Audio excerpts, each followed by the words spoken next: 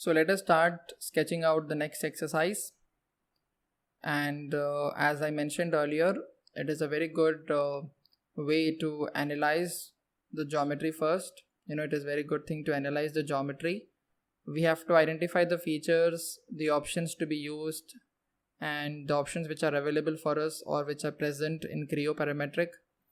And let us look at this figure, and you can see that it is having a base of 168 units, and it is having two circles which may be representing holes, and it is having another region which is having a kind of arc shape, and there is one more tiny hole in the center, and all these holes or slots are covered with a unique feature or unique shape, which is again a kind of radius is involved. That means arcs are involved again, and we have the distance between each centers given to us. You can see from the base to this circle, and from this circle to this tiny hole.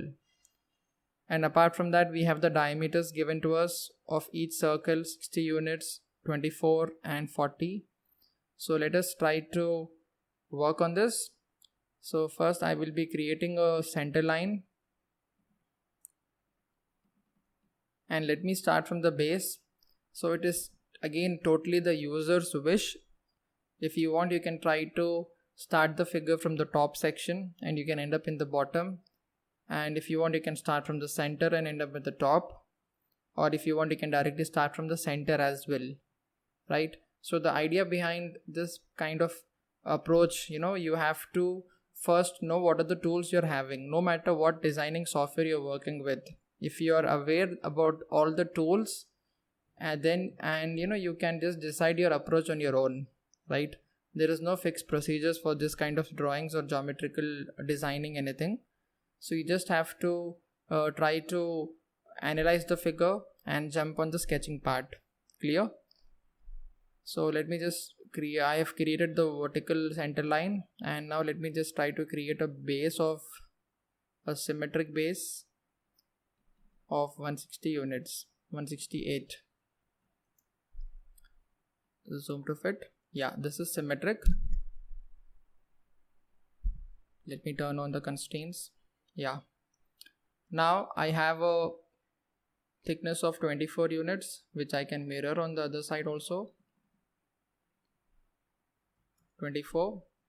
Let me select this line segment and mirror it. I got it. Now I have to create another segment which is having a width of 100 units, and let me just try to follow this path, create randomly. Okay,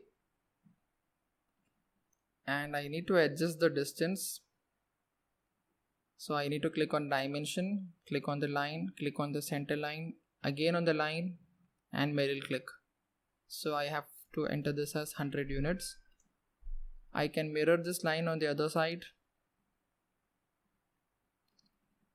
Okay, I got it. And let me connect them together.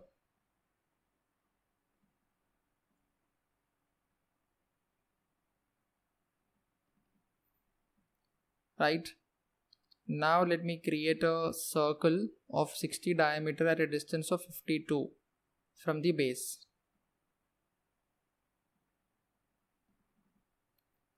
Click on the dimension, center line, click on the base, and click on the right hand side to get the dimension. Change the dimension to 52 units, and also change the diameter of the circle to be 60 units. Clear? Now let me just try to create another circle on the vertical center line at a distance of 246 units from the base. You can see automatically I got a dimension between these two circles, but this dimension is not very useful for me. So let me change the dimension from the center of the circle to the base of the figure, and let me change it to 246 units. So from this circle I got another circle at a distance of 130 units. So let me create another circle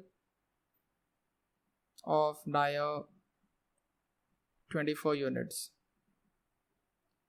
So let me try to keep them inside. This is 24.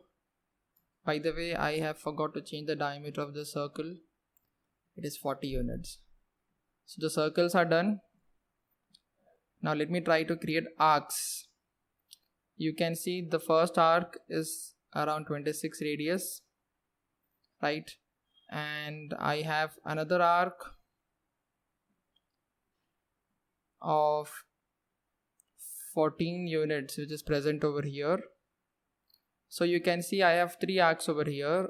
This is the arc 1 if I'm imagining it, and this is the reference arc which is the center of the total slot. Okay, and from the center point I have another semicircle which is having a radius of 14 radius, and with this end of the semicircle I need to generate one more arc and connect to the other end. So you can see the dimension of this particular arc is not present as far as I can see in the picture, because I have the inner arc radius that is 26, right? And I have a center point which is at a distance of 7, because this total distance is 14, right, as mentioned over here. So from 7 points I need to create another arc, and this arc has to be connected to the other arc. So this is very confusing. Let us try to work on it first. And by the way, I need to adjust this distance also. So let me just click on it and adjust the distance to be, 130 units. Okay, and let me try to work on this region now. It is a bit complicated, so please focus. So first let me draw an horizontal line, a horizontal center line which is acting as a reference.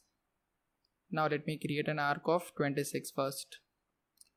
So go to arc, center and points, center and ends, create an arc of radius 26 units. Now let me create a construction arc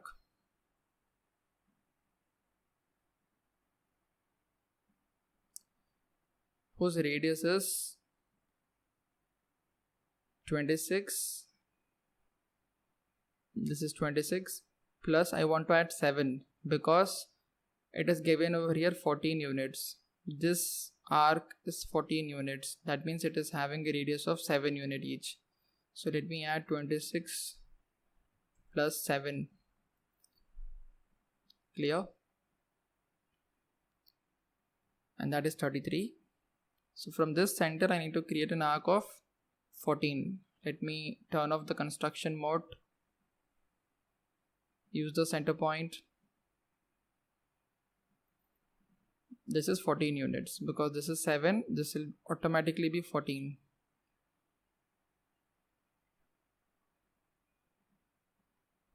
Yeah, I have verified it and it is 14. Well, I believe there is a confusion over here. Yeah.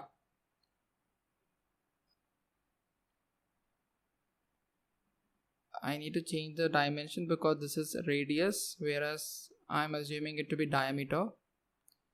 So I need to add up 14 over here. 26 plus 14. And this will be around 14 radius. Now this is correct. So let me just take up the arc and reproduce the arc till the other side. Now using this center point, connect them. There it is. So I got this region and I got all the circles. Now my job is to connect the outer regions. So for that, let us start from the top. So here we have a radius of 40 from the center of the circle. So let us try to create a horizontal center line. Click on the arc. Create an arc of 40 radius. Okay, this is done. Now, is there anything else left? Yes. You can see over here from this center point, we have a radius of 36R. Right? From this center point, that means from here. And that radius is connecting the line which is coming from the base. Okay, so let me just try to create.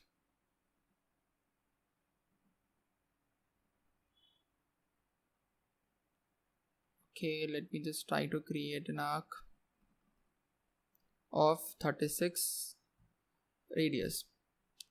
And let me try to use the command called coincident. Click on this line and click on the arc. Now they are connected. Okay. Now let me delete the unwanted segments. I have deleted them. I have to assign the radiuses, which I will be assigning in the last. So it is not a thing to worry about right now.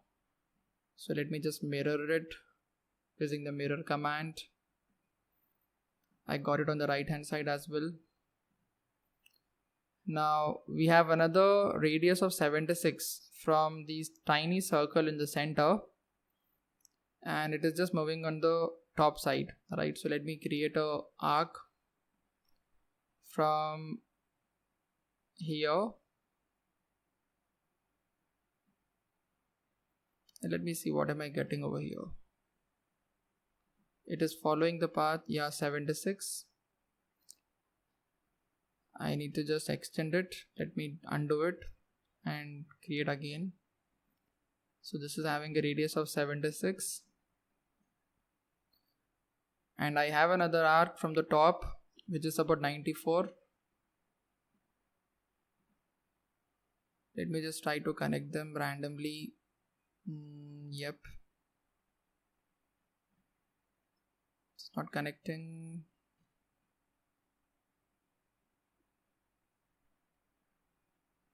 Okay, let me see what is the radius. Oops. It is as it is tangent, it is not changing. So let me try to undo it. So for trying to generate an arc of 94 units, you can see in the top region that the arc 40 is extending a little bit downward. Okay, because if I am directly starting the arc from this point, the arc is not having the design of this shape, like it is having a much higher radius. So this is not correct. You can see the figure, or you can see the outer arc which is moving a bit inside. So let us just try to create or extend this arc a bit more inside with some random dimension. Okay, and let me just try to mirror it on the other side as well. Select on the line, mirror, center line. Okay, now let us try to use the arc and connect them.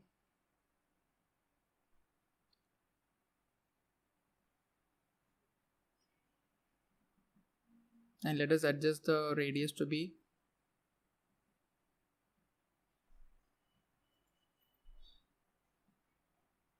94. So let us delete this segment. Now they are tangent to each other. Let me just create a tangency over here as well. This is looking pretty good. Now I can mirror it on the other side. Select the line segment, mirror, center point.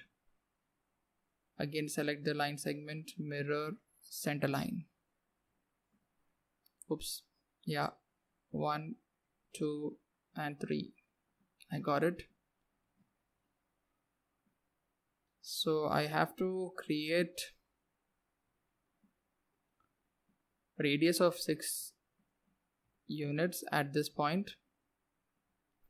So I can use a trim option, and I can adjust the radius to be 6. If I want, I can mirror it, or I can create another fillet,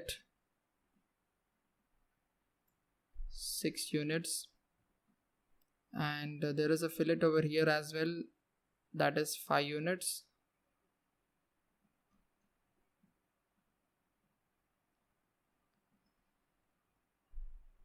Okay, and another fillet,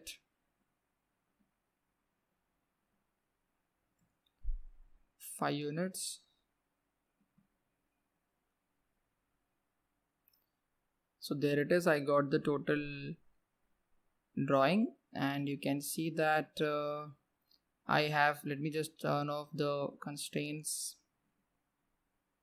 Let us verify whether we have completed everything or we have missed anything. So 168 is the base, 100 is the base for this, 6 is the radius for this section, and 5 is the radius for this section. Similarly on the right hand side. Okay, and 52 is the radius or the distance between this point and this circle of radius, 60 units. Then we have an arc of 36 followed by an arc of 94 over here, and an arc of 76 which was verified earlier. Then we have a diameter of 24. We have the radius of 26 for this segment. Then we have a radius of 14R. Let me just try to create, this is 14R, and let me delete this. Okay, 40 was not required for us to show on the screen. Clear. Then let us go to the top. 94 is done. What about 130? Yes, 130 is the distance between both, and it is followed by a diameter of 40 and a radius of 40. So this is the total figure what we have completed, and this is the sketch what we have seen on the right hand side.